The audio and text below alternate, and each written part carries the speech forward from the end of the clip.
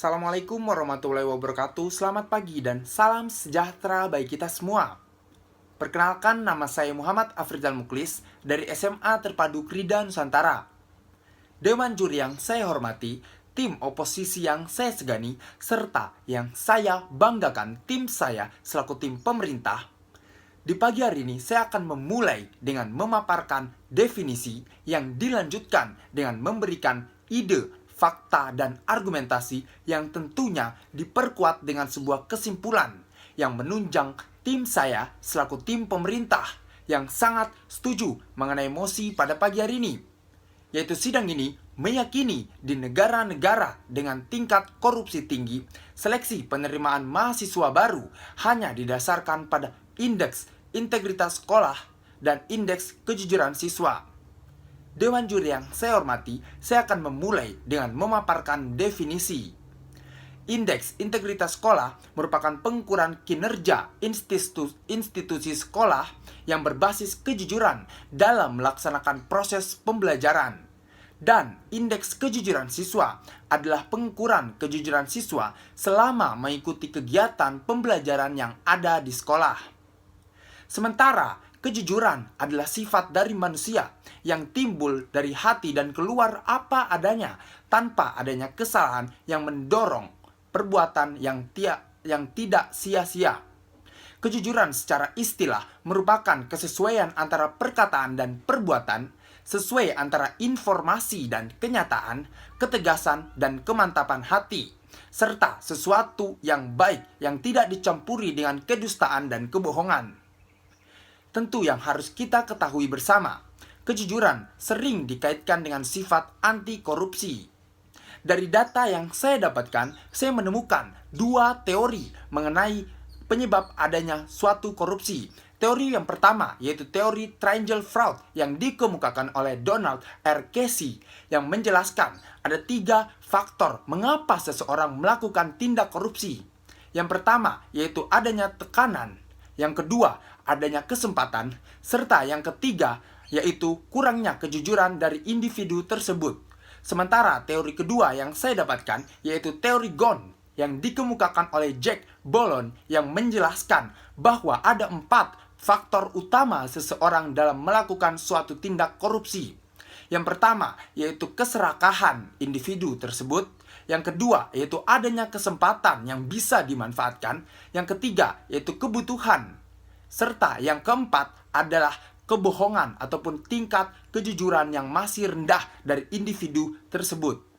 Dari kedua teori yang menjelaskan penyebab utama dari adanya korupsi, saya mengambil kesimpulan bahwa korupsi sangatlah berdampak atau kejujuran sangatlah berdampak terhadap korupsi. Karena jika seorang individu memiliki tingkat kejujuran yang rendah, otomatis kemungkinan ia akan lebih ataupun bisa mengambil celah untuk melakukan tindak korupsi.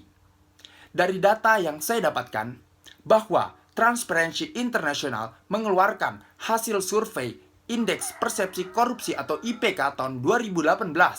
Dari hasil tersebut tercatat bahwa Somalia sebagai negara terkorup yang ada di dunia dengan skor IPK 10 dari skala 0 sampai 100. Bahkan selain Somalia, dalam 10 besar negara dengan tingkat korupsi yang tinggi berjejer negara-negara Afrika lainnya, yaitu Sudan Selatan,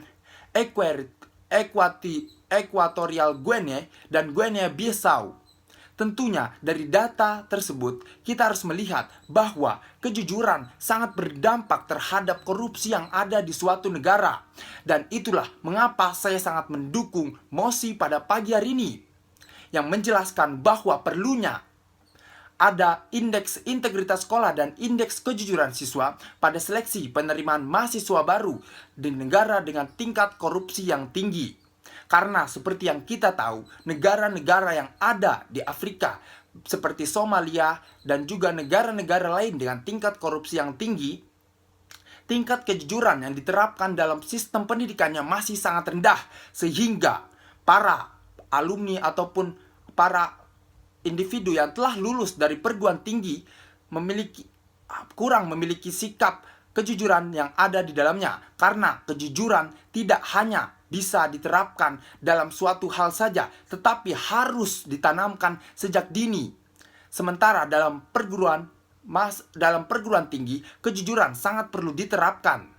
Untuk itu, saya sangat mendukung mosi pada pagi hari ini. Dan kita harus belajar dengan negara-negara dengan tingkat kejujuran yang tinggi seperti Denmark dan Selandia Baru. Dan dari data yang saya dapatkan bahwa negara-negara tersebut berjejer di atas di bagian negara dengan tingkat korupsi yang sangat rendah. Selain dengan tingkat korupsi yang rendah, negara-negara tersebut cenderung memiliki tingkat pendidikan yang tinggi sehingga bisa disimpulkan bahwa kejujuran sangat berdampak terhadap tingkat korupsi dalam suatu negara. Serta saya akan menjelaskan bagaimana dampak korupsi, karena korupsi merupakan suatu perbuatan yang merugikan negara, khususnya di bidang ekonomi, karena dengan seorang pejabat melakukan tindak korupsi, tentunya itu akan sangat berdampak terhadap pembangunan yang ada di negara tersebut dan dapat menyengsarakan banyak rakyat serta dapat meningkatkan tingkat kemiskinan yang ada di negara tersebut karena biaya yang diperlukan dan bisa seharusnya digunakan untuk membuat suatu hal yang dapat mengembangkan investasi dari negara tersebut, sementara hanya dibuat untuk korupsi. Tentunya itu merupakan suatu hal yang sangat merugikan negara.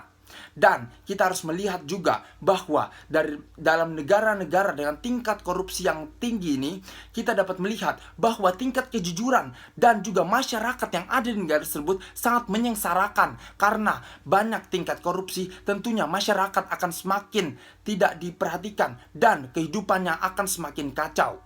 Tentunya kesimpulannya saya sangat mendukung mosi pada pagi hari ini dengan ide, fakta, dan argumentasi yang saya berikan, yang tentunya bahwa kejujuran sangat berdampak terhadap tingkat korupsi. Dengan tingkat kejujuran yang tinggi, kita dapat mengurangi tingkat korupsi negara tersebut. Sekian dari saya. Wassalamualaikum warahmatullahi wabarakatuh.